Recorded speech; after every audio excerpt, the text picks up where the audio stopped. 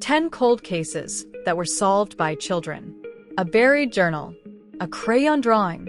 A kid's toy dropped in the wrong place. These children weren't detectives. They weren't even old enough to drive.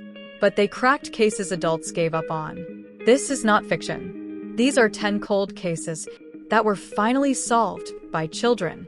Let's begin. Case 1. The drawing that broke the silence. Name: Aaliyah Brooks. Age: 7. Location: Atlanta, Georgia. Year solved: 2019. Case originally cold since 2005. Aaliyah liked to draw, mostly flowers, clouds, and cats. But one day at school, she drew something different. A body, face down, beside a tree. Her teacher asked, "Where did you see this?" She said, "Behind the blue house, where the man goes at night." Authorities brushed it off. Just a child's imagination, right? Wrong. That blue house sat empty for years. But in 2005, it was a crime scene. A teenage girl vanished. Police found blood, but no body. Then nothing. The case froze. Until Aaliyah's sketch. Detectives went to the location she described. Dug under the tree. Found bones. Dental records confirmed it. Shanice Rollins, 17. Missing for 14 years. Her killer? The house's former tenant, who just happened to be Aaliyah's uncle. He confessed. Said the guilt made him talk in his sleep. Guess who overheard? Case 2. The lemonade stand confession. Name: Dylan Reeves. Age: 10. Location: Fort Worth, Texas. Year solved: 2017. Case cold since 1998. Dylan just wanted to make $3. So, he set up a lemonade stand outside his house. A customer came by.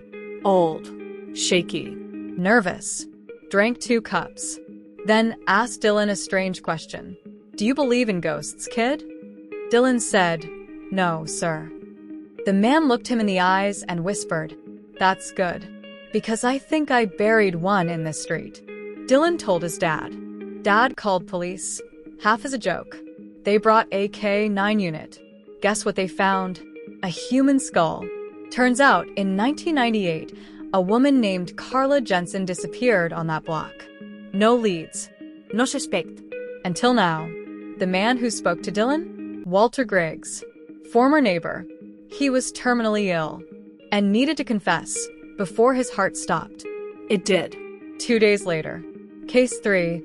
The Whisper in the Church Basement. Name: Rosa Hernandez. Age: 12. Location: Fresno, California. Year solved: 2021. Case cold since 1996. Rosa volunteered at her local church. She cleaned, swept the basement.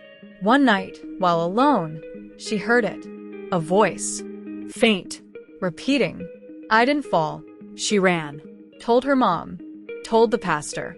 Everyone thought she was imagining things. Until she went back. This time with her phone. She recorded the whisper. Clear. Repetitive. "I didn't fall. I was pushed." An audio engineer cleaned the sound. It was a male voice. Slightly distorted, but real. Why did this matter? Because in 1996, a boy named Miguel Rivera was found dead in that basement. Authorities said he fell down the steps. Case closed. But Rosa's recording reopened it. Investigators re-examined autopsy photos. The bruising on Miguel's wrists? Defensive. Not consistent with a fall. The priest who served during that time had a sealed file, 2 abuse complaints, and was suddenly transferred months after Miguel's death. He's now facing charges, all because Rosa listened when no one else would. Case 4. The puzzle piece under the floorboards. Name: Malik Thompson. Age: 9.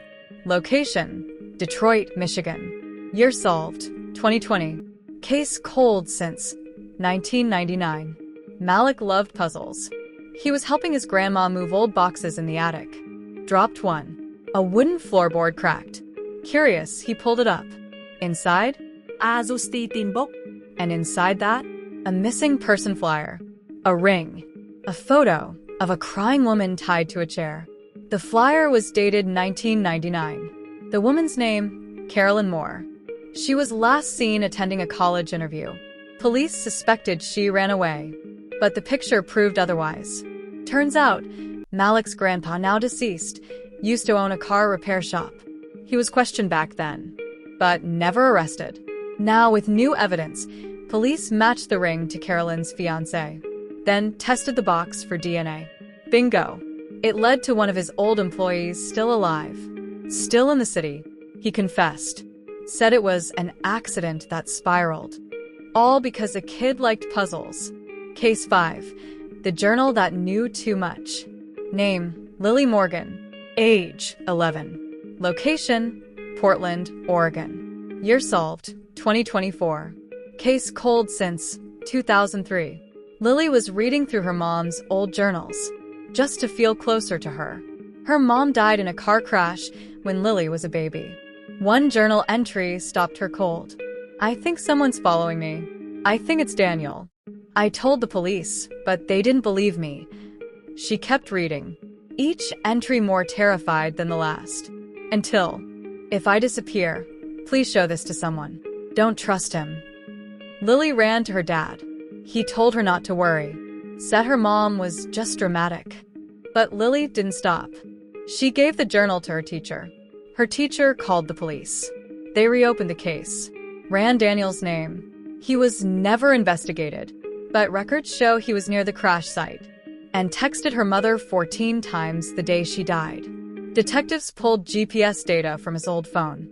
That's when they realized he wasn't near the crash. He was following her. And the accident? No accident at all. They were too young to understand the law, too innocent to know what justice even meant. But that's what made them powerful. They asked the questions adults never dared, listened to the whispers others ignored, and saw what most couldn't see. Because sometimes, justice doesn't come from the badge. It comes from the curiosity of a child. But not every story ends in justice. In fact, we'll uncover 2 kids who found the truth and were told to keep quiet. The question is, who told them to stay silent? Last time, we told you about 5 children who cracked cold cases adults couldn't. But not every child hero gets celebrated. Some, they're silenced. This story picks up with 2 kids who uncovered horrifying truths and were told, "You never saw this." What could possibly be so dark that adults would rather bury it again? Let's find out. Case 6. The woods were never empty. Name, Carter Simmons. Age, 11. Location, Bangor, Maine. Year discovered, 2023. Original cold case, 2002. Carter was the quiet kid, loved birdwatching, walked the woods behind his school every afternoon. Until one day, he didn't come home. Search teams found him 3 hours later, sitting on a log, shaken. He wasn't hurt, but he kept repeating, "She's still there in the tree." Everyone thought he'd just seen a dead animal. Then he gave the police this. A necklace, caked in dirt, rusted. A locket. Inside, a name. Jessica Brantley, age 17. The same girl who vanished in 2002 during prom weekend. Her case went ice cold. No body. No leads. But Carter had seen something. He described a woman in white, tangled in tree roots, like she was part of the ground. Police searched and found remains, buried deep beneath twisted pine roots. It matched Jessica's DNA. But here's where it gets chilling. When detectives went to thank Carter at school, he denied everything. Said he made it up. Said he didn't find anything. Said he was told to forget it. Who told him? His mom wouldn't say. Neither would the principal. Whispers spread fast. Jessica's dad was a state senator who funded school renovations and had private property near those woods. Then Carter and his family moved. No forwarding address. No papier. The official report? Anonymous tip led to discovery. But we know the truth. Case 7. The teddy bear taped shut. Name, Autumn Reese. Age, 8. Location, Tulsa, Oklahoma. Year solved, 2024. Case cold since 2001. Autumn was playing in her grandma's attic. She found an old teddy bear, heavy, torn, and wrapped in duct tape. She peeled it open. Inside, a cassette tape and a folded note. The note read, "If I die, it's him. Play the tape." She played it with an old Walkman. A woman crying, breathing hard. "I don't want to die. I think he's watching me. If you hear this, it's my neighbor, John." Autumn told her grandma. Grandma called the police.